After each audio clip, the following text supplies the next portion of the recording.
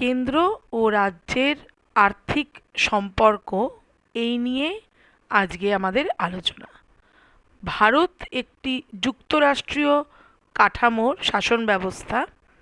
তো এখানে আমরা সবাই জানি একটি কেন্দ্রীয় সরকার আছে এবং বিভিন্ন রাজ্যের জন্য পৃথক পৃথক রাজ্য সরকার আছে।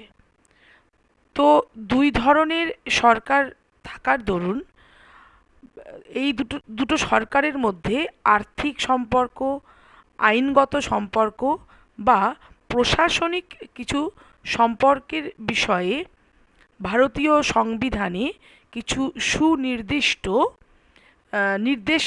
নির্দেশাবলী আছে। তো আমরা এখানে আর্থিক সম্পর্কের দিকটি আলোচনা করব। আজকের বিষয় ভারতের কেন্দ্র রাজ্য আর্থিক সম্পর্ক,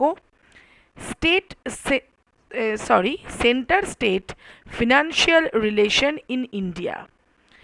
তাহলে সেন্ট্রাল গভর্নমেন্ট এবং স্টেট গভর্নমেন্টগুলোর মধ্যে যে ফিনান্সিয়াল রিলেশন আছে সেই বিষয়ে according to the Indian constitution কী কী নির্দেশ আছে, কী কী ডিরেক্টিভস আছে এবং কিভাবে সেগুলো ইমপ্লিমেন্ট করা হয় সেইটা এই আলোচনায় বলা হয়েছে।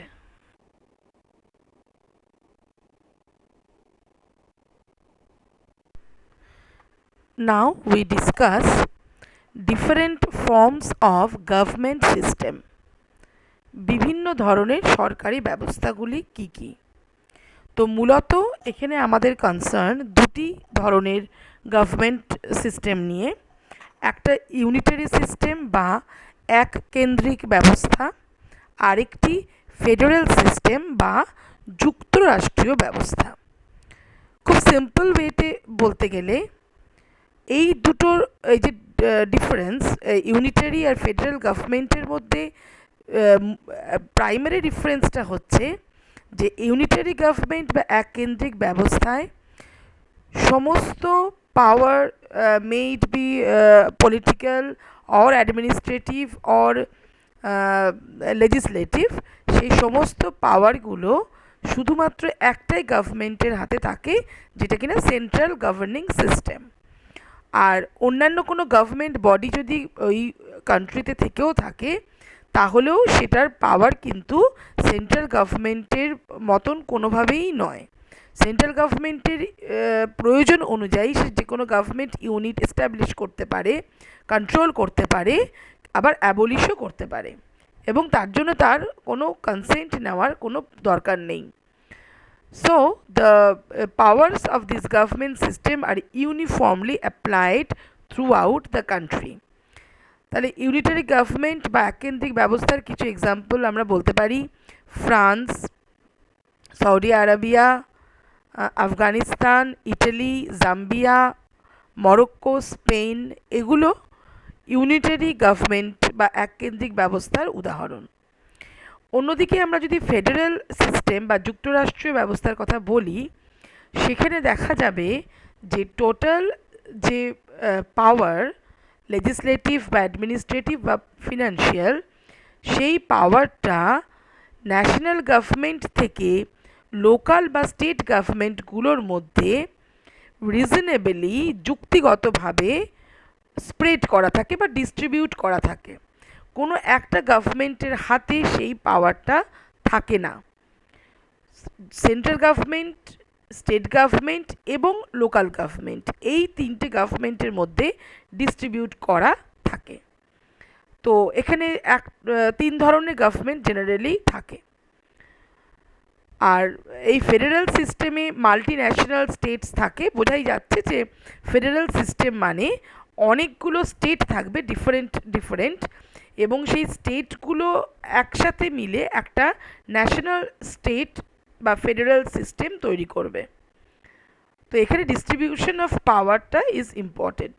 জেনারেলি লার্জ কান্ট্রিজ এই ফেডারেল সিস্টেমটা অ্যাডপ্ট করে, কেননা এখানে যেহেতু অনেক বড় এরিয়া কান্ট্রিতে থাকে এবং তার বিভিন্ন পুরো কান্ট্রিতে লোক মানে জনসাধারণ ছড়িয়ে ছিটিয়ে থাকেন, তো সেক্ষেত্রে একটা জায়গায় যদি পাওয়ারটা সেন্ট্রালাইজড হয় সেক্ষেত্রে কিন্তু সেইটার অ্যাডমিনিস্ট্রেশনের দিক থেকে খুব প্রবলেমেটিক হয়।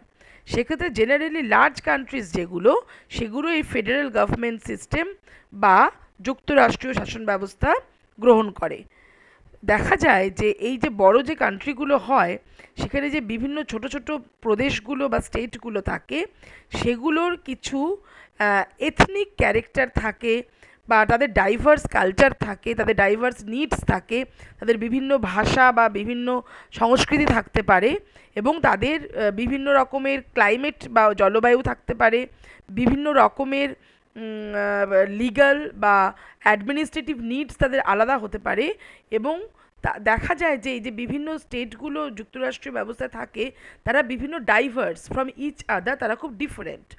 তো সেক্ষেত্রে তাদেরকে আলাদাভাবে অ্যাডমিনিস্ট্রেশনের জন্য স্টেট গভর্নমেন্ট রাখতে হয়, কিন্তু as a whole, as a national state হচ্ছে সেন্ট্রাল গভর্নমেন্ট হাতে কিছু পাওয়ার থাকে।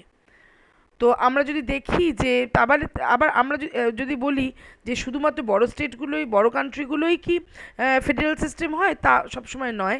যেমন একটা স্মল কান্ট্রি আছে বেলজিয়াম, হ্যাঁ, সেখানে কি যেহেতু দুটো ডিস্টিংক্ট এথনিক গ্রুপস আছে বেলজিয়ামে, তো সেখানে কিন্তু আমরা দেখতে পাই যে ফেডারেল স্ট্রাকচার আছে। সুতরাং ফেডারেল স্ট্রাকচারটা যত না লার্জ কান্ট্রির জন্য অ্যাপ্লিকেবল, এইটা মোর অ্যাপ্লিকেবল হচ্ছে যেখানে ডিস্টিংক্ট গ্রুপস অফ পিপল ওখানে বসবাস করে। তো যুক্তরাষ্ট্র শাসন ব্যবস্থা আমরা দেখতে পাচ্ছি political and financial power is distributed among centre, state and local. তো ঠিক যেমন আমরা দেখলাম ডিফারেন্ট ফর্মস অফ গভর্নমেন্ট থাকে, ঠিক তেমনি ডিফারেন্ট ফর্মস অফ গভর্নমেন্টের জন্য different forms of financial system বা বিভিন্ন ধরনের আর্থিক ব্যবস্থা থাকে। যেমন ইউনিটারি সিস্টেম বা এককেন্দ্রিক ব্যবস্থায় আমরা দেখি যে যেসব আর্থিক বিষয়গুলো আছে, যেমন রেভিনিউ কালেক্ট করা বা অ্যাডমিনিস্ট্রেটিভ খরচগুলো করা, সেখানে কিন্তু সেন্ট্রাল গভর্নমেন্ট সমস্ত কিছু করে। তারা সমস্ত সোর্স থেকে রেভিনিউ কালেক্ট করবে এবং সমস্ত এক্সপেন্ডিচার কান্ট্রিতে যা যা হবে সব কিন্তু থ্রু সেন্ট্রাল গভর্নমেন্ট হবে। কেন্দ্রীয় সরকার দ্বারাই রাজস্ব সংগৃহীত হবে আর ব্যয়ও কেন্দ্রীয় সরকার করবে। তো এককেন্দ্রিক ফিনান্সিয়াল সিস্টেম বা ইউনিটারি ফিনান্সিয়াল সিস্টেমের একটা এক্সাম্পল হচ্ছে ইউকে এবং ফ্রান্স। আর যুক্তরাষ্ট্রীয় আর্থিক ব্যবস্থা কি না, যেখানে অল রেভিনিউজ অ্যান্ড এক্সপেন্ডিচার একই রকমভাবে distributed among the state, the central and the local bodies. এখানে রাজস্ব বলো বা ব্যয় বলো, এগুলো সব কিছুই কিন্তু ডিস্ট্রিবিউটেড হয়। কিছু কিছু রাজস্ব কালেক্ট করবে সেন্ট্রাল, কিছু স্টেট এবং কিছু লোকাল বডিজ। ঠিক একই রকমভাবে কিছু কিছু ব্যয়ের দায়িত্ব কেন্দ্রীয় সরকার নেবে, কিছু রাজ্য সরকার নেবে এবং কিছু লোকাল বডিজ দায়িত্বগুলো নেবে। এবার কার কি দায়িত্ব হবে সেগুলো কনস্টিটিউশনে সুনির্দিষ্টভাবে বলা থাকবে, সংবিধানে কিন্তু নির্দিষ্টভাবে বলা থাকবে কনস্টিটিউশনে যে এই দায়িত্বগুলো কিভাবে ডিস্ট্রিবিউটেড হবে, এইটা বলা থাকবে। কিন্তু যেটা ইম্পর্টেন্ট সেটা হচ্ছে যদিও ডিস্ট্রিবিউশন অফ পাওয়ার থাকবে, কিন্তু তাদের মধ্যে কোঅর্ডিনেশন কিন্তু একটা খুব গুরুত্বপূর্ণ একটা ব্যাপার। সুতরাং এই কোঅর্ডিনেশনের ব্যাপারটা কিন্তু করতে হবে।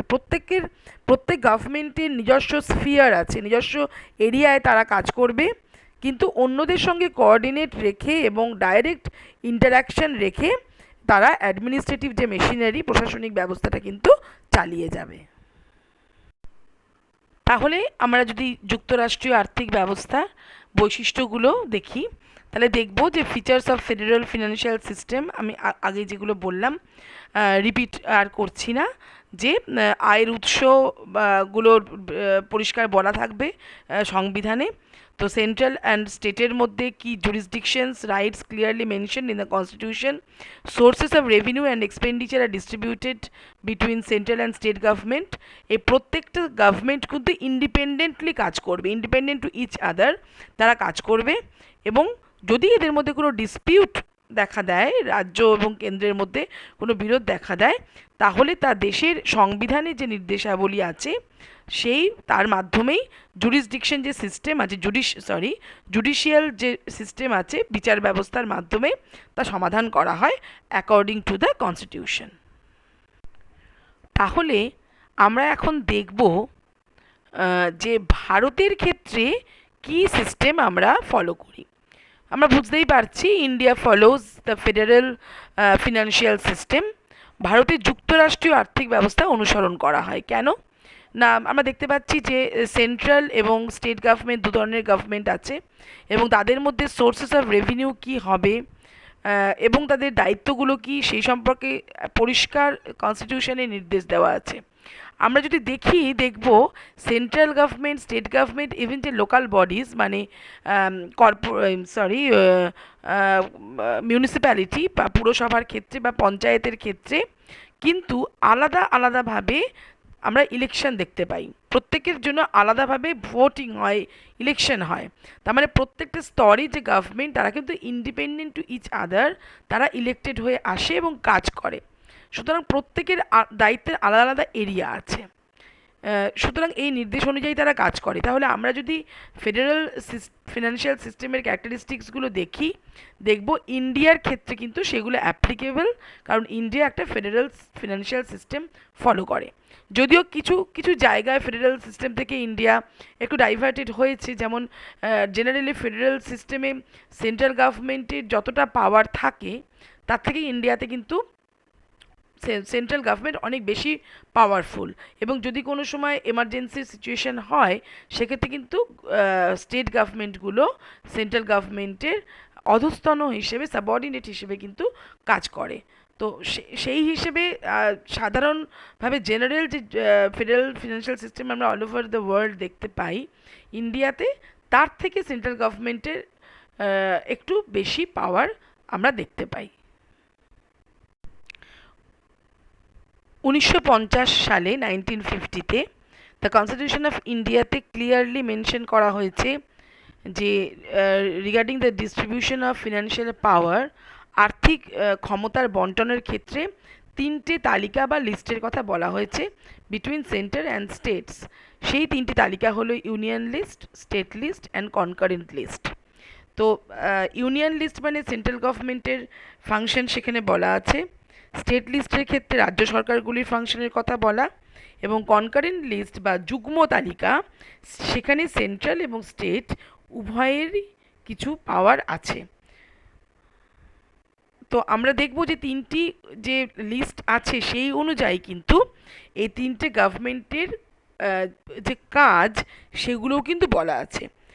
কাজ মানে যেই দায়িত্বগুলো তাদের নিতে হয় এবং যার জন্য তাদেরকে কিছু এক্সপেন্ডিচার করতে হয়। যেমন সেন্ট্রাল গভর্নমেন্টের ক্ষেত্রে আমরা যদি দেখি উন্নয়নমূলক এবং মানে উন্নয়নমূলক কাজের বাইরের কিছু খরচ, যেমন তাদেরকে করতে হয় defence, community service like education, scientific service, public health বা জনস্বাস্থ্য, লেবার এমপ্লয়মেন্ট, এইসবগুলো। এছাড়া কৃষি এবং অন্যান্য যে সার্ভিস আছে, industries and minerals, foreign trade, transport, communication, এগুলো সেন্ট্রাল গভর্নমেন্টের দায়িত্বের মধ্যে আসে। তেমনি এক্সটার্নাল অ্যাফেয়ার্স, পুলিশ, স্টেটগুলোকে গ্রান্ট দেওয়া, এইগুলো নন ডেভেলপমেন্টাল পারপাস যেগুলো সেন্ট্রাল গভর্নমেন্টকে দায়িত্ব নিতে হয়। স্টেট গভর্নমেন্টে যদি আমরা দেখি তাহলে তাকেও কিছু সোশ্যাল অ্যান্ড কমিউনিটি সার্ভিস করতে হয়, দায়িত্বের মধ্যে আসে, যেমন education, scientific services, public health, housing, social security and welfare, জনকল্যাণমূলক ব্যবস্থা, ন্যাচারাল ক্যালামিটিস রিলিফ, কোনো রকম যদি প্রাকৃতিক দুর্যোগের অবস্থা হয় স্টেট গভর্নমেন্টকে তার রিলিফের ব্যবস্থা করতে হয়। এছাড়া তাকেও কৃষি এবং অন্যান্য সেবা, শিল্পক্ষেত্র, খনিজ সম্পদ, জল এবং পাওয়ার ডেভেলপমেন্টের ক্ষেত্রে তাকে উদ্যোগ নিতে হয়। এবং এছাড়া আছে তার অ্যাডমিনিস্ট্রেটিভ সার্ভিস, তাকেও police, pension, interest payment on loan, তাকে এই দায়িত্বগুলো কিন্তু নিতে হয়। এগুলো রাজ্য তালিকার অন্তর্ভুক্ত। আমরা এর পরে এই যুগ্ম তালিকার ব্যাপারে আরও কিছু আলোকপাত করব। এই তিনটি তালিকা এখানে দেখানো হচ্ছে, যেগুলো ইউনিয়ন লিস্ট বা কেন্দ্রীয় তালিকায় আছে সেগুলো হচ্ছে সেগুলোর ওপরে কেন্দ্রীয় সরকার বা সেন্ট্রাল গভর্নমেন্ট কর আরোপ করতে পারে। যেগুলো স্টেট লিস্টে রয়েছে সেগুলোর ওপরে রাজ্য সরকারগুলি বিভিন্ন আইন পাশ করতে পারে বা ট্যাক্স লেভি করতে পারে, কর আরোপ করতে পারে। আর যেগুলোতে কনকারেন্ট লিস্ট বা যুগ্ম তালিকা আছে সেগুলোর ওপরে পার্লামেন্ট, মানে আমাদের লোকসভা অথবা স্টেট যে লেজিসলেটিভ অ্যাসেম্বলি বা বিধানসভা, এরা উভয়েই কিন্তু কর আরোপ করতে পারে বা কোনো আইন পাশ করতে পারে। তাহলে এই যে তিনটে লিস্ট, এই তিনটি তালিকা বা লিস্টের যৌক্তিকতাটা কি? আমরা দেখব যে যেই বিষয়গুলি ন্যাশনাল ইম্পর্টেন্স বা জাতীয় স্তরে গুরুত্বপূর্ণ বিষয়, সেগুলো কিন্তু কেন্দ্রীয় তালিকা বা ইউনিয়ন লিস্টে রাখা হয়েছে। কারণ সেই সব বিষয়ে অল ওভার দ্য কান্ট্রি একটা ইউনিফর্ম লেজিসলেশন বা একটা এক রকমের আইন থাকা দরকার, কারণ ওগুলো জাতীয় স্তরে একই রকমভাবে প্রত্যেকটা মানুষকে, দেশের প্রত্যেকটা মানুষকে প্রভাবিত করবে। যদি আমরা দেখি যে যেগুলো আমরা রেখেছি, যেগুলো আমাদের রাখা হয়েছে কেন্দ্রীয় তালিকায়, সেটা হচ্ছে ডিফেন্স, আর্মস অ্যান্ড অ্যামুনিশনস মানে অস্ত্রশস্ত্র, অ্যাটমিক এনার্জি মানে পরমাণু শক্তি, ডাক, টেলিগ্রাম, ব্যাংকিং, বিমা বা ইন্স্যুরেন্স, ফরেন অ্যাফেয়ার্স মানে অন্যান্য দেশের সঙ্গে আমাদের যে ইন্টারঅ্যাকশন, এই সবগুলোই কিন্তু একটা ন্যাশনাল বা জাতীয় স্তরে গুরুত্বপূর্ণ। এগুলো সমস্ত দেশের যে কোনো প্রান্তে থাকা মানুষকে একই রকমভাবে অ্যাফেক্ট করবে। তো দেখতে পাচ্ছি আমরা কেন্দ্রীয় তালিকায় 97 বা 97টি এই ধরনের বিষয় রাখা হয়েছে। আর এইবার ক্লিয়ার কাট ডিভিশন ট্যাক্সেশনের ক্ষেত্রে আছে, আমরা আগেই বলেছি। তো স্টেট লিস্টে আমরা দেখব যেগুলো লোকাল বা স্থানীয় স্তরে মানুষকে বেশি ইম্প্যাক্ট করে, স্থানীয়ভাবে গুরুত্বপূর্ণ বিষয়, যেমন জনস্বাস্থ্য, কৃষির বিষয়টি স্থানীয়, কারণ কোন রাজ্যে কীভাবে কৃষিকাজ চালানো হবে বা কী কী কৃষিদ্রব্য উৎপাদিত হবে বা কৃষকদের কীভাবে সাহায্য করা হবে, এটা অত্যন্তভাবে স্থানীয় একটি বিষয়। কারণ দেশের প্রত্যেকটা রাজ্যের মাটি বলো, জলবায়ু বলো, সব কিছুই কিন্তু খুব আলাদা। তো সেক্ষেত্রে কৃষি সম্পর্কে একটা ইউনিফর্ম রুল, বিশেষ করে কৃষি কার্যের চালানো যে দরকার, যেমন সেচ বলো, সেই জিনিসগুলো কিন্তু খুব গুরুত্বপূর্ণ স্থানীয় স্তরে। সুতরাং স্টেট গভর্নমেন্টের ক্ষেত্রে কিন্তু এই ব্যাপারটা রাখা হয়েছে। দেখা যাবে যদি আমরা আরও নিচের দিকে লোকাল বডিজের ক্ষেত্রে যাই, এই কৃষির ব্যাপারটা কিন্তু বা সেচের বা ইরিগেশন, সেচ মানে ইরিগেশন, এই বিষয়গুলো কিন্তু পঞ্চায়েত স্তরে আরও বেশি এটাকে ডিস্ট্রিবিউট করা হয়েছে। আর যুগ্ম তালিকায় কোন কোন বিষয়গুলো রয়েছে না, যেই সব বিষয়গুলোতে আমরা দেখতে পাবো কিছু ইন্টার স্টেট নেচার আছে, মানে এমন কিছু বিষয় আছে যেগুলো একাধিক রাজ্যের মধ্যে একটা ইন্টারাকশনের বিষয় বা মধ্যস্থতার বিষয় নিয়ে আসে। যেমন কমার্শিয়াল বা ইন্ডাস্ট্রিয়াল মোনোপলি, যাকে বলে যে কেন্দ্রীভবন হচ্ছে কি না, একটা বড় এলাকা জুড়ে অনেক সময় দেখি শিল্পের কেন্দ্রীভবন হচ্ছে, একাধিক রাজ্যের মধ্যে এই ব্যাপারটা আসছে। লেবার ডিসপিউট হচ্ছে বা কোনো সামাজিক সমস্যা আসছে, সোশ্যাল সিকিউরিটি আসছে, ইস্যু আসছে, যেগুলো কিন্তু আন্তঃরাজ্য তাদের নেচার, সেগুলো কিন্তু রাজ্যের সীমানার মধ্যে সীমাবদ্ধ থাকবে না।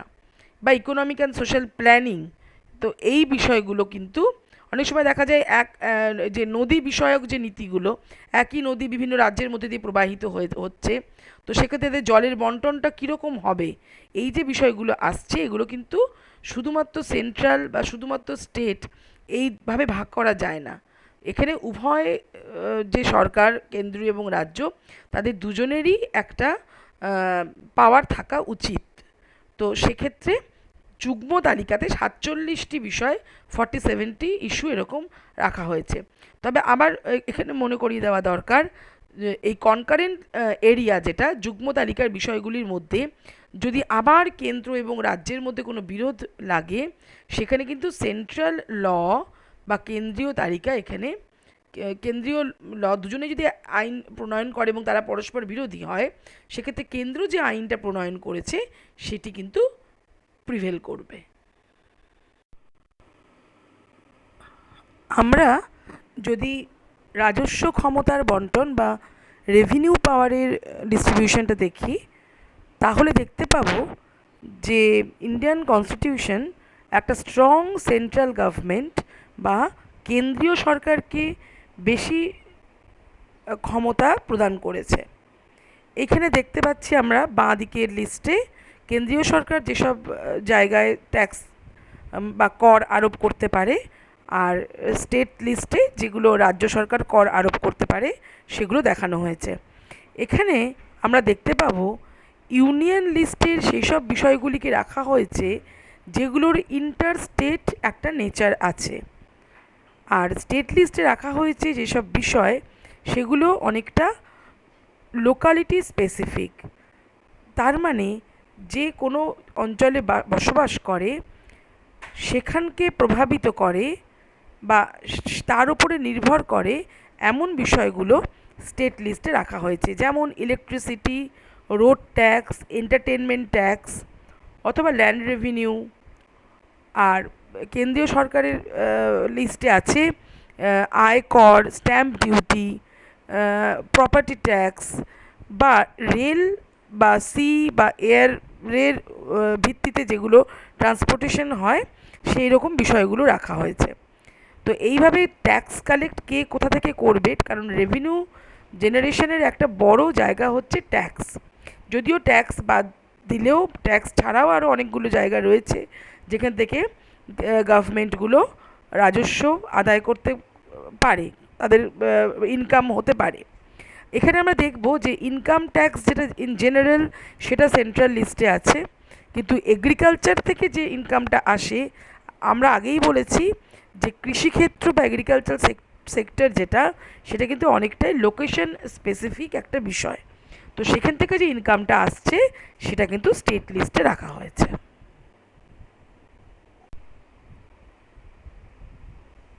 এবার আমরা ফেডারেল গভর্নমেন্টের বা ফেডারেল ফিনান্সিয়াল সিস্টেমের একটা খুব গুরুত্বপূর্ণ একটা বিষয় নিয়ে আলোচনা করছি। সেটা আমরা বলছি হরাইজন্টাল অ্যান্ড ভার্টিক্যাল ইমব্যালেন্সেস, বাংলায় বলবো উল্লম্ব ও অনুভূমিক ভারসাম্যহীনতা। ভার্টিক্যাল ইমব্যালেন্স কাকে বলছি? সেটা হচ্ছে কেন্দ্র এবং রাজ্যের মধ্যে যে অসামঞ্জস্য থাকে রাজস্ব সংগ্রহের পরিমাণ এবং ব্যয়ের দায়িত্বের মধ্যে। আর হরাইজন্টাল ইমব্যালেন্স হচ্ছে বিভিন্ন রাজ্যগুলির মধ্যে তাদের ঐতিহাসিক, জনতাত্ত্বিক, অর্থনৈতিক বা সম্পদের পরিমাণের জন্য যে পার্থক্য থাকে, সেই জন্য তাদের রাজস্ব সংগ্রহের ক্ষমতার মধ্যে একটা পার্থক্য থাকে, এর জন্য সামঞ্জস্যহীনতার উদ্ভব হয়।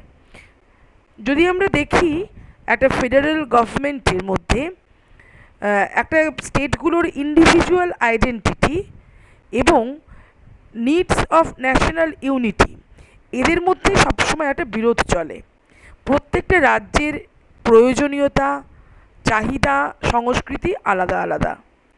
অন্যদিকে জাতীয় স্তরে ভাবলে তার একটা অন্যরকম চাহিদা বা দৃষ্টিভঙ্গি থাকে। যুক্তরাষ্ট্রীয় অর্থব্যবস্থার বা শাসন ব্যবস্থার সবথেকে বড় সমস্যার দিক হলো যে এই যে আঞ্চলিক স্তরের গুরুত্বপূর্ণ বিষয়গুলির সঙ্গে জাতীয় স্তরের গুরুত্বপূর্ণ বিষয়গুলিকে সামঞ্জস্যপূর্ণভাবে চালিয়ে নিয়ে যাওয়া। তার কারণ প্রত্যেকটা রাজ্যের অ্যাসপিরেশনস যেহেতু আলাদা আলাদা, সেক্ষেত্রে জাতীয় স্তরে একটা এমন নীতি নেওয়া খুব সহজ নয় যেটা প্রত্যেকটা রাজ্যের চাহিদা বা প্রয়োজনীয়তাকে স্যাটিসফাই করবে। এছাড়া রাজ্যগুলির ঐতিহাসিক দিক বা সোশ্যাল স্ট্রাকচার, ইকোনমিক ইন্টারেস্টস, এইগুলো কিন্তু প্রত্যেকটার সঙ্গে আলাদা। So federal government is a multi-level system of governance having different equal blocks of government. তো এই ইকুয়াল ব্লকস অফ গভর্নমেন্টকে ইকুয়াল রাখা একটা পলিসি বা একটা কনস্টিটিউশনের পক্ষে ইজ এ চ্যালেঞ্জিং টাস্ক, কারণ each has some independent authority to make economic decisions. স্টেটগুলো নিজেদের মতন করে ইকোনমিক ডিসিশন নিতে পারে তার নিজের জুরিসডিকশানে। সো তাহলে আমরা যদি বলি যে ভার্টিক্যাল ইমব্যালেন্স মানে কি, না কেন্দ্রগুলোর যে দায়িত্ব থাকে, যে তাকে যে এক্সপেন্ডিচারগুলো করতে হয়, তার সঙ্গে আমরা যদি রাজ্যগুলোর যে এক্সপেন্ডিচার করতে হয় দায়িত্বের যে বন্টন বিচার করি, দেখব রাজ্যগুলো যেহেতু একদম সরাসরিভাবে সাধারণ মানুষকে, জনসাধারণের সঙ্গে তাদের কানেকশন অনেক বেশি রাজ্যগুলির, সেহেতু তাদেরকে দায়িত্বটা কিন্তু অনেকটা বেশি নিতে হয়, এক্সপেন্ডিচারটা তাদের ক্ষেত্রে অনেকটা বেশি করতে হয়। কিন্তু অন্যদিকে যখন আমরা রাজস্ব সংগ্রহের সোর্সগুলো দেখছি, ট্যাক্স কালেকশানের, কেন্দ্রগুলোর লিস্টে বা সেন্ট্রাল গভর্নমেন্টের লিস্টে যেই বিষয়গুলো রয়েছে সেখান থেকে কিন্তু ট্যাক্স কালেকশন বা ফান্ড রেইজিংটা অনেক বেশি হয়, রাজস্ব সংগ্রহের পরিমাণটা বেশি হয়, কিন্তু দায়িত্বগুলো বেশি থাকে স্টেট গভর্নমেন্টগুলোর বা রাজ্য সরকারগুলোর। তার ফলে দেখা দেয় একটা অসামঞ্জস্য, কেন্দ্রীয় সরকার বা সেন্ট্রাল গভর্নমেন্টের হাতে রেভিনিউ পাওয়ার বেশি থাকে, কিন্তু রাজ্য সরকারগুলোর হাতে অপেক্ষাকৃতভাবে এক্সপেন্ডিচার বা দায়িত্বগুলো বেশি থাকে।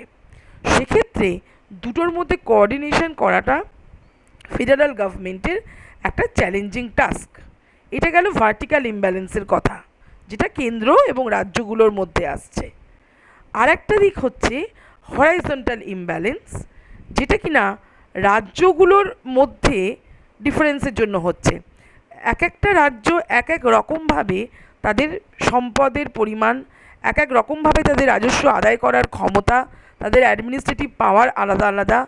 তার ফলে এদের এই রাজ্যগুলোর মধ্যে যে পার্থক্য থাকে, এটা কেন্দ্রীয় সরকার বা সেন্ট্রাল গভর্নমেন্টের একটা দায়িত্ব যে রিজিওনাল, একটা দেশের মধ্যে যদি কোনো আঞ্চলিক বৈষম্য বা রিজিওনাল ইনইকুয়ালিটির অবস্থা আসে, সেটা যেন দূর করা যায়।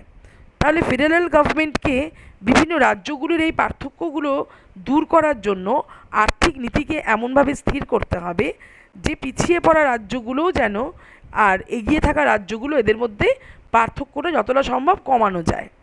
তো এইটাকে বলা হচ্ছে হরাইজন্টাল ইমব্যালেন্স। তাহলে আমরা বলবো যে এই দুটো ইমব্যালেন্স, হরাইজন্টাল এবং ভার্টিক্যাল, এই দুটোকে দূর করে কনস্টিটিউশন তৈরি করাটা হচ্ছে ফেডারেল গভর্নমেন্ট কতটা ফ্রুটফুল হবে, কতটা স্যাটিসফ্যাক্টরি তার পারফরমেন্স হবে, তার উপরে কিন্তু অনেকটাই ডিপেন্ড করছে।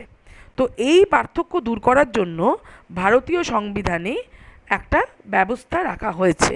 ইন্ডিয়ান কনস্টিটিউশন এই পার্থক্য দূর করার জন্য কিছু ব্যবস্থা রেখেছে, সেগুলো আমরা আস্তে আস্তে আলোচনা করব।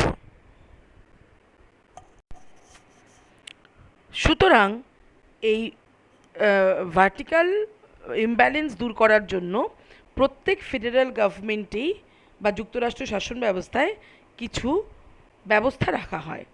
তার মধ্যে সবথেকে কমন যেটা, সেটা হচ্ছে transfer of resources from centre to federal units বা স্টেটস।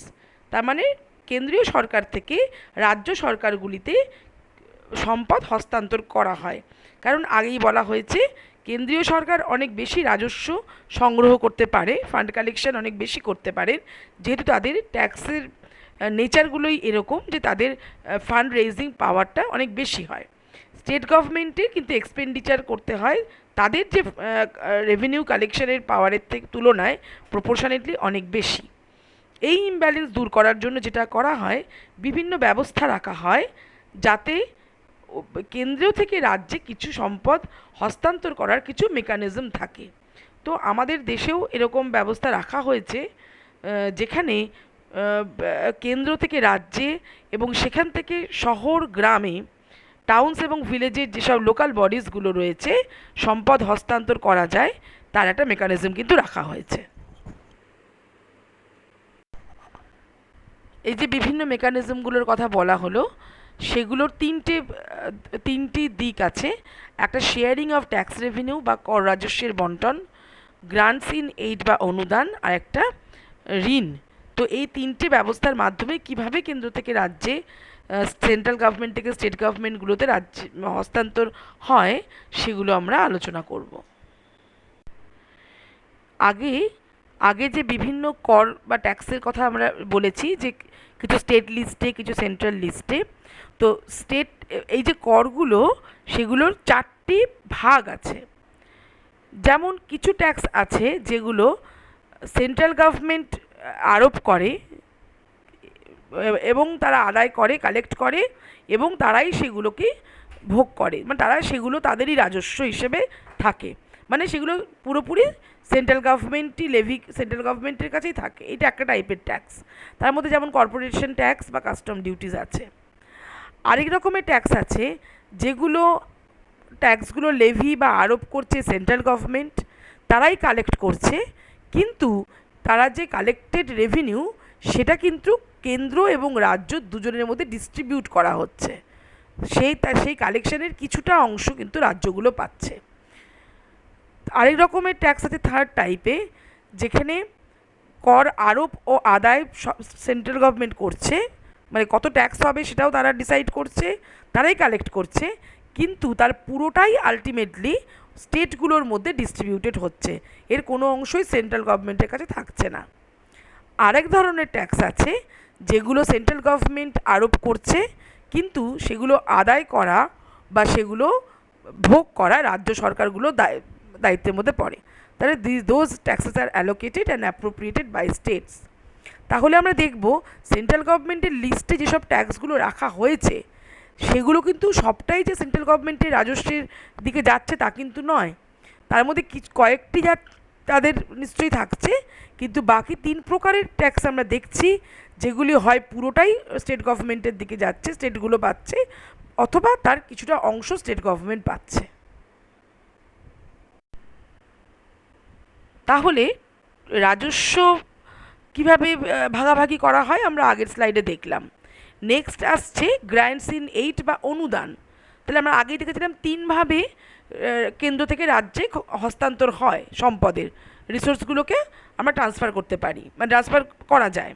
তার মধ্যে প্রথমটা ছিল রেভিনিউয়ের ডিস্ট্রিবিউশন, রাজস্বের বন্টন, সেটা আমরা দেখলাম কিভাবে হতে পারে। সেকেন্ডটা আছে গ্রান্টস ইন এইড বা অনুদান।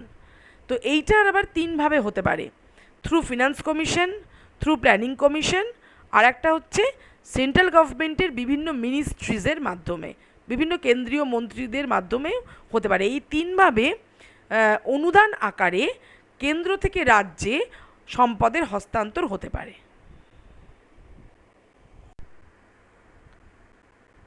প্রথমেই বলা যাক ফিনান্স কমিশন বা অর্থ কমিশনের কথা।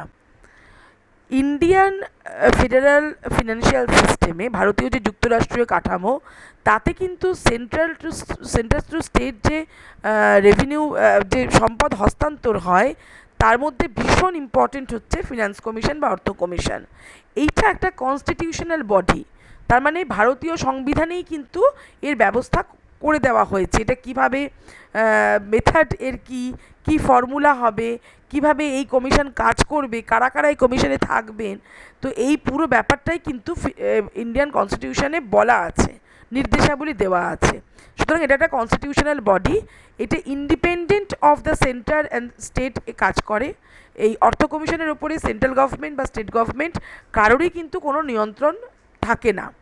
তো এই অর্থ কমিশনের প্রধান কাজ, ফিনান্স কমিশনের, হলো যে রাজ্য এবং কেন্দ্রের মধ্যে, যে আমরা রাজস্বর কথা আগের যে আলোচনা করলাম, যে রাজস্বটা তাদের মধ্যে ডিস্ট্রিবিউট হয়, কিছু কিছু রাজস্ব, তো এই ট্যাক্সের কালেক্টেড যে ফান্ড, সেটা কিভাবে বণ্টিত হবে, ডিস্ট্রিবিউটেড হবে, সেই পদ্ধতিটা কিন্তু ফিনান্স কমিশন ঠিক করে দেয়। এটা কিছু সময় অন্তর অন্তর ভারতে ফিনান্স কমিশন বসে, তারা বিভিন্ন রেকমেন্ডেশন দেয়, এবং সেই অনুযায়ী কিন্তু এই সম্পদ হস্তান্তরটা হয়ে থাকে। তাহলে ফিনান্স কমিশনের কাজ হচ্ছে মূলত দুটো। একটা হচ্ছে ডিস্ট্রিবিউশন অফ দ্য ট্যাক্সেস, কীভাবে ট্যাক্সের ফান্ড যেভাবে পাচ্ছে সেটা কীভাবে ডিস্ট্রিবিউট হবে সেন্ট্রাল এবং স্টেটের মধ্যে। আর সেকেন্ড হচ্ছে গ্রান্ট ইন এইড, অনুদানগুলি বিভিন্ন কেন্দ্রীয় থেকে যে অনুদান রাজ্যগুলোর দিকে যাচ্ছে সেগুলো রাজ্যগুলির মধ্যে কিভাবে বণ্টিত হবে। মানে একদিকে সে ভার্টিক্যাল ইমব্যালেন্সেরটা কমানোর চেষ্টা করছে, কিভাবে না কেন্দ্র থেকে রাজ্যে কর রাজস্ব কিভাবে যাবে তার বন্টনের জন্য বলছে। আর দ্বিতীয়ত সে কিন্তু হরাইজন্টাল যে ইমব্যালেন্স, বিভিন্ন রাজ্যগুলির মধ্যে যে বৈষম্য রয়েছে সেইগুলো দূর করার জন্য কেন্দ্র থেকে যে অনুদানগুলি রাজ্যগুলির জন্য যাচ্ছে সেগুলি রাজ্যগুলির মধ্যে কিভাবে বণ্টিত হবে সেই ব্যাপারটাও রেকমেন্ড করছে। তাহলে ফিনান্স কমিশন যেটা হয়, প্রত্যেক 5 বছর অন্তর অন্তর ফিনান্স কমিশন বসে এবং তারা বিভিন্ন রেকমেন্ডেশন দেয়। এই রেকমেন্ডেশনের দেওয়ার আগে তারা সেন্ট্রাল মিনিস্টার, স্টেট গভর্নমেন্ট, বিভিন্ন ইন্ডাস্ট্রিয়াল বিজনেস বডিজ যেগুলো রয়েছে কর্পোরেট সেক্টরের সাথে, অ্যাকাডেমিশিয়ানদের সাথে, শিক্ষা জগতের সঙ্গে যুক্ত মানুষদের সাথে এবং আরও বিভিন্ন ধরনের মানুষদের সাথে তারা ইন্টারঅ্যাক্ট করে এবং তারপরে তারা একটা ক্রাইটেরিয়া বা মাপকাঠি ঠিক করে, একটা ফর্মুলা ঠিক করে যেগুলোর জন্য ইন্ডিভিজুয়াল স্টেট এবং সেন্ট্রাল মিনিস্টারদের ওপিনিয়নের পরে তারা সাজেশানগুলো করে যে এই যে দুটো দিক, যে ভার্টিক্যাল ইকুয়ালিটি কিভাবে আসবে, তার মানে কীভাবে ট্যাক্সটা কেন্দ্র থেকে রাজ্যের সাথে বন্টনটা কিভাবে হবে সেইটা, যাতে কিনা অসাম্যটা দূর করা যায়, তাদের রাজ্য এবং কেন্দ্রের মধ্যে রাজস্ব এবং দায়িত্বের মধ্যে যে অসাম্য আমরা আগে আলোচনা করেছি সেটা দূর করা যায় এবং হরাইজন্টাল ইকুয়ালিটি আনার জন্য বিভিন্ন স্টেটের মধ্যে অনুদান বা গ্রান্টস ইন এইড কোন স্টেট কতটা পাবে তার একটা ফর্মুলা তারা তৈরি করে দেয়। তো এইভাবে দেখা যায় ইন্ডিয়াতে ফিনান্স কমিশন এই দুই ধরনের ইনইকুয়ালিটি, যেটা ফেডারাল স্ট্রাকচারের একটা ভীষণ ইম্পর্টেন্ট একটা পার্ট যুক্তরাষ্ট্রীয় কাঠামোর, সেইটা কিন্তু দূর করার চেষ্টা করে। আমরা দেখতে পাবো 14th ফিনান্স কমিশনের যে সুপারিশ ছিল সেটা তারা ডিভলিউশন অফ ট্যাক্সেস, তার মানে সেন্টার থেকে স্টেটগুলোতে, রাজ্যগুলোতে যেই ট্যাক্স যতটা বন্টন হবে তার পার্সেন্টেজ 32% থেকে 42%-এ বাড়িয়ে দিয়েছে। যেটা লাস্ট যে ফিনান্স কমিশন তারা বলেছে টোটাল ট্যাক্স কালেক্টেড যা হবে তার 42% রাজ্যগুলোতে যাবে এবং ওই রাজ্যগুলোর মধ্যে তা কিভাবে ডিস্ট্রিবিউটেড হবে তারও কিন্তু একটা ফর্মুলা তারা দিয়েছে।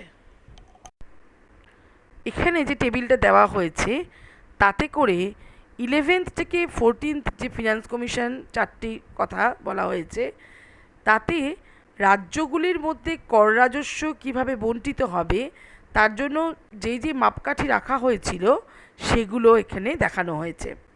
আমরা এগুলো একে একে একটু একটু করে আলোচনা করতে পারি। দেখা যাচ্ছে পপুলেশন বা জনসংখ্যা কিন্তু একটা বেসিক ইন্ডিকেটার যেটা প্রত্যেকটা ফিনান্স কমিশনই কনসিডার করেছে।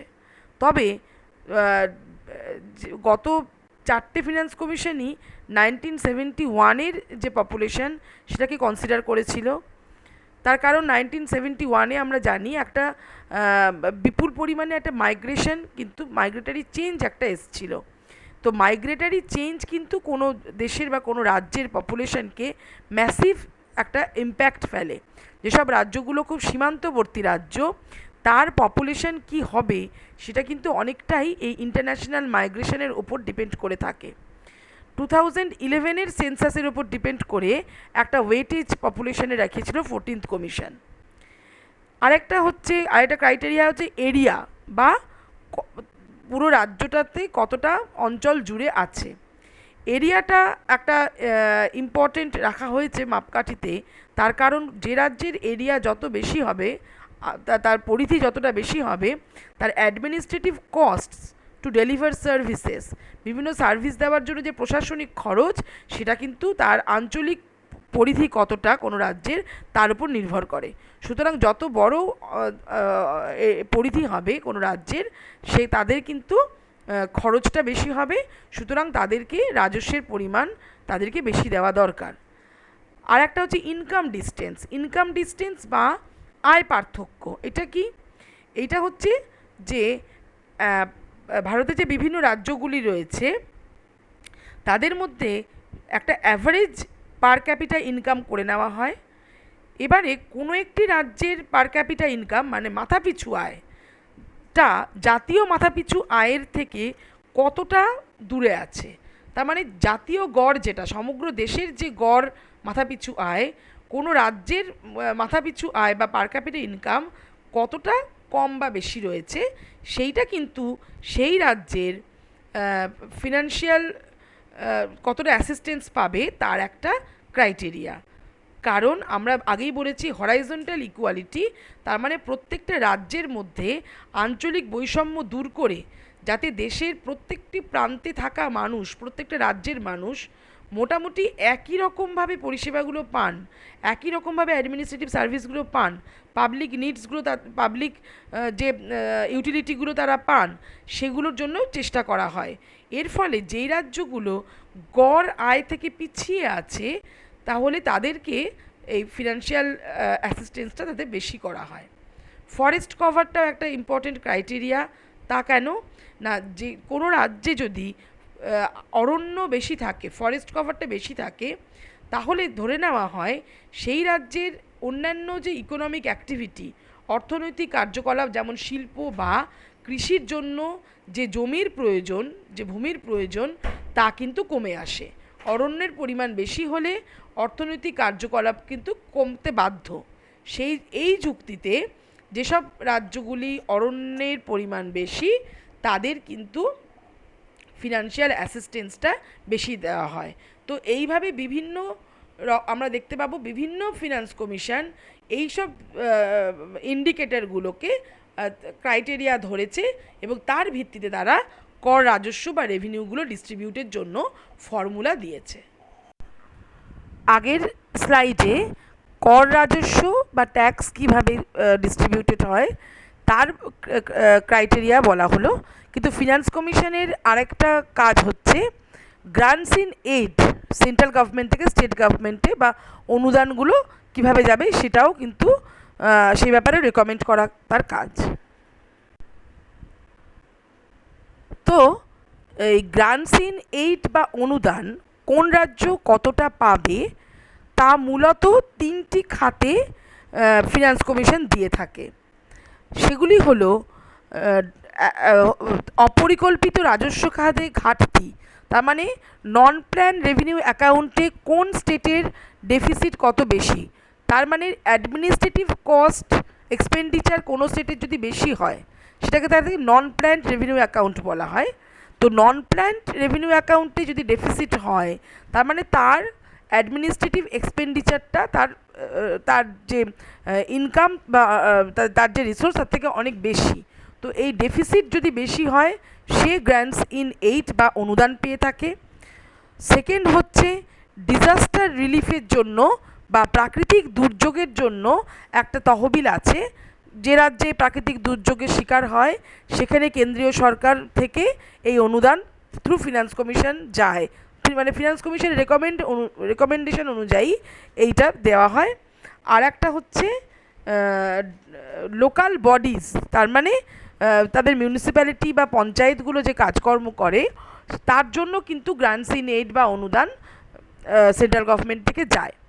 এছাড়াও আমরা যদি দেখা যায় যে এডুকেশন সেক্টর বা হেলথ সেক্টর বা অনেক সময় রোডস, ব্রিজ, পাবলিক বিল্ডিং এগুলো তৈরি করার জন্য বা ফরেস্ট ডেভেলপমেন্ট বা অন্য কোনো যদি স্পেসিফিক নিড কোনো রাজ্যের থাকে তার বেসিসে কিন্তু অনেক সময়তেই ফিনান্স কমিশন রেকমেন্ড করেছে বিশেষ বিশেষ কোনো রাজ্যকে অনুদান দেওয়ার জন্য। বা অনেক সময় ডেট রিলিফ, বা কোনো রাজ্য যদি অনেক ডেট থাকে সেন্ট্রাল গভর্নমেন্টের কাছে তাকে রিলিফ করার জন্য কিন্তু ফিনান্স কমিশন রেকমেন্ড করেছে কোনো রাজ্যে গ্রান্টস ইন এইড দেওয়ার জন্য। তাহলে এইগুলো হলো এই গ্রান্টস ইন এইড বা অনুদান পাওয়ার জন্য রাজ্যগুলো এইসব খাতে এই অনুদানটা পেয়ে থাকে, তার রেকমেন্ডেশন করছে ফিনান্স কমিশন।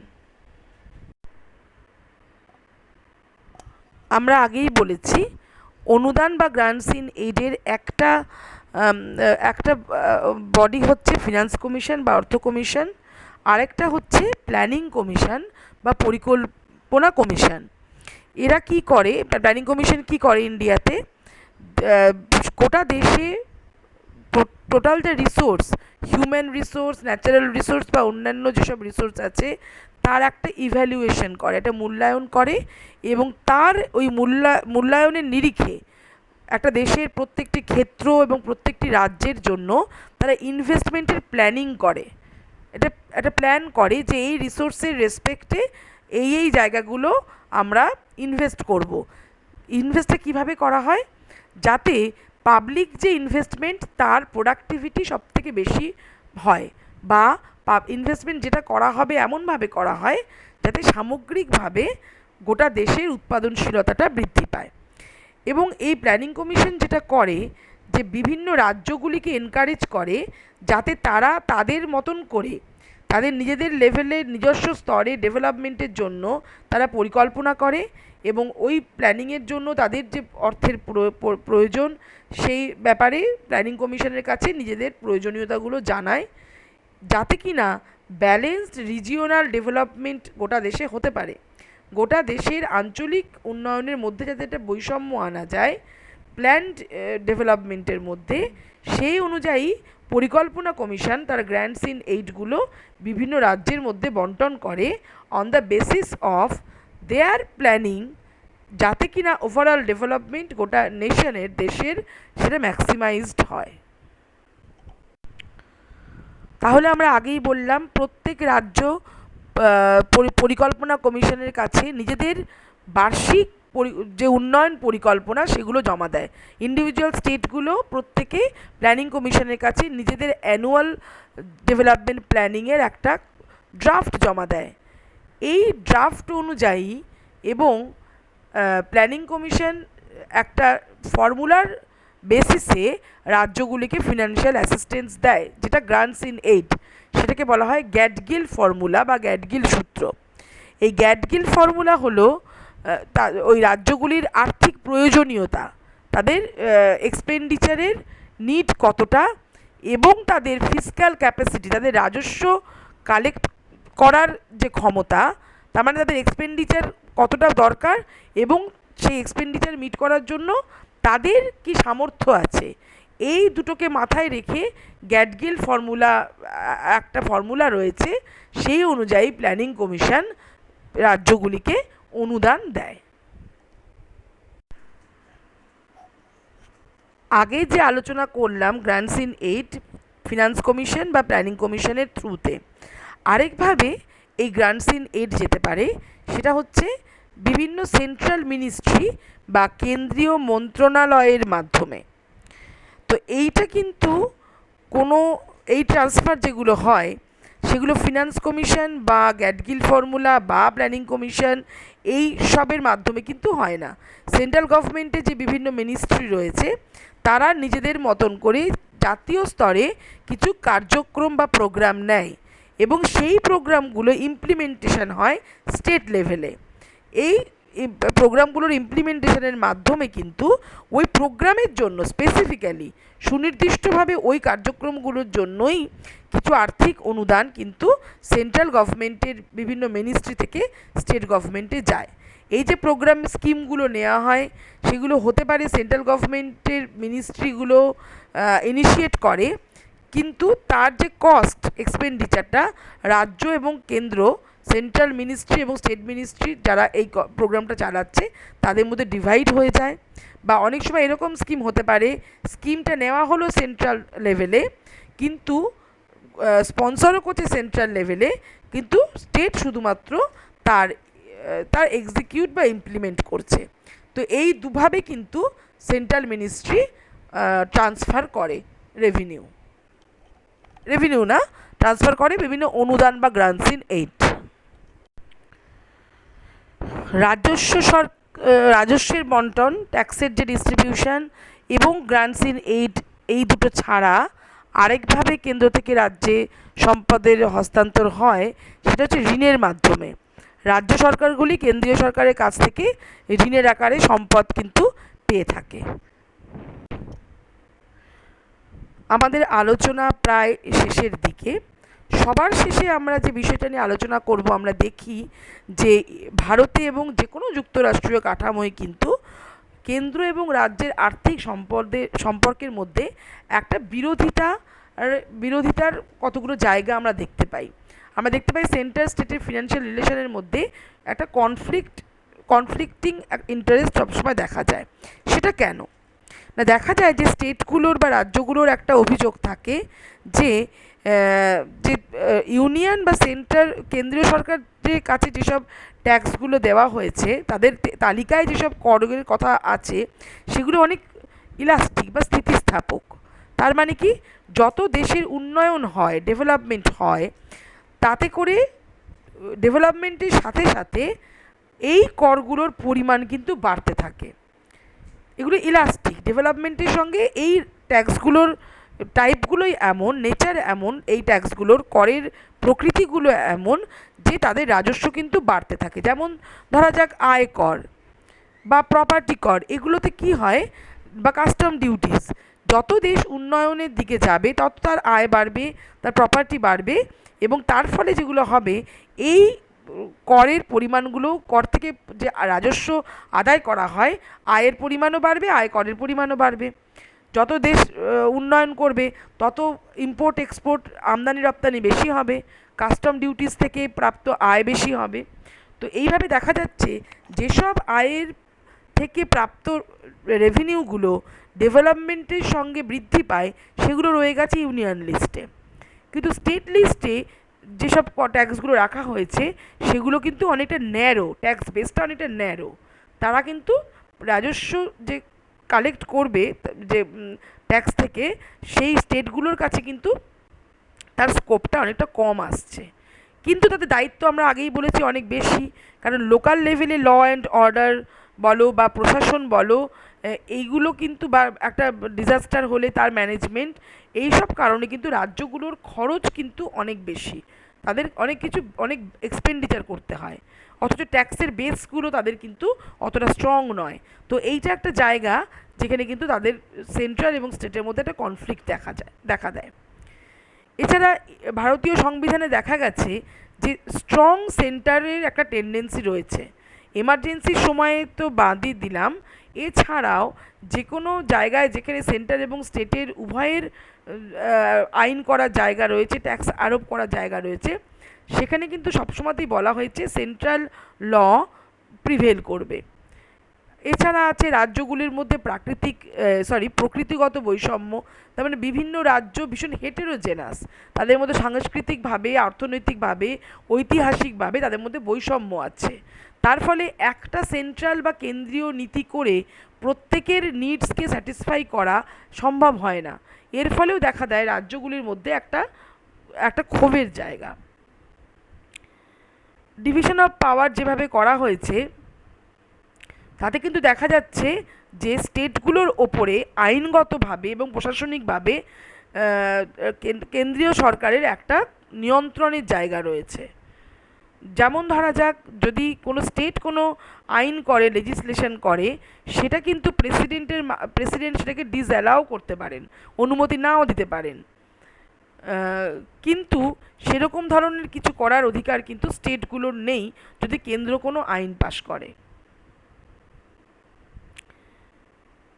এছাড়া যেটা বলা যায়, আঞ্চলিক উন্নয়ন দেশে সর্বত্র সমান নয়, রাজ্যগুলি অপর্যাপ্ত রাজস্ব আদায় করে।